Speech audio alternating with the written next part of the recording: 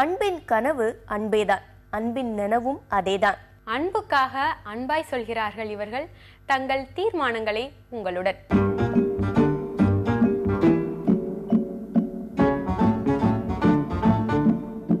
இன்று நான் என்னோட பெரிய இன்ஸ்பிரேஷன் வந்து என்னோட கேத்ரின் மேம் தான்.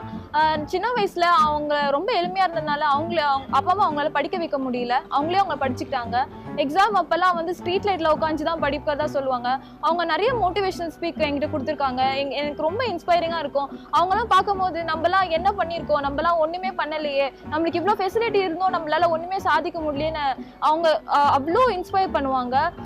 நிறைய வாட்டி சொல்லுவாங்க, இந்த மாதிரி உங்களுக்கு கிடைச்ச ஆப்பர்ச்சுனிட்டிலாம் வந்துட்டு எனக்கு கிடைச்சதுன்னா நான் எங்கேயோ போயிருப்பேன் அப்படின்னு சொன்னாங்க.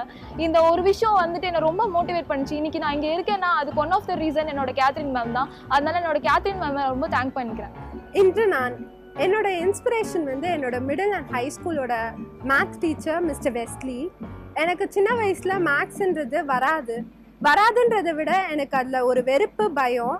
என்னோட மேத் எக்ஸாம்ஸ் எல்லாத்தையும் நான் பங்க் பண்ண ஆரம்பித்தேன். மேத் கிளாஸஸ் எல்லாமே நான் பங்க் பண்ண ஆரம்பித்தேன். இனிமேல் ஸ்கூலுக்கு போகக்கூடாது அப்படிலாம் வீட்டில் அடம் பிடிக்க ஆரம்பித்தேன்.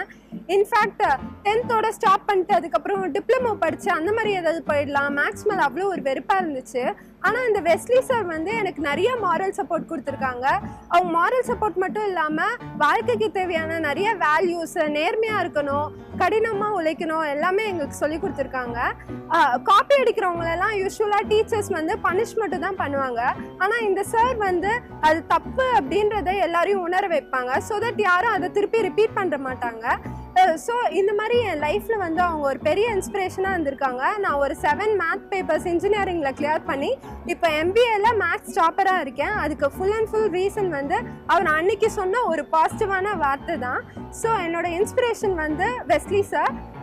நம்ம வாழ்க்கையில் என்னைக்காவது ஒருத்தருக்கு சொல்கிற ஒரு பாசிட்டிவான விஷயம் என்னைக்காவது அவங்க வாழ்க்கையில் அது ஒரு யூஸ்ஃபுல்லாக இருக்கும்.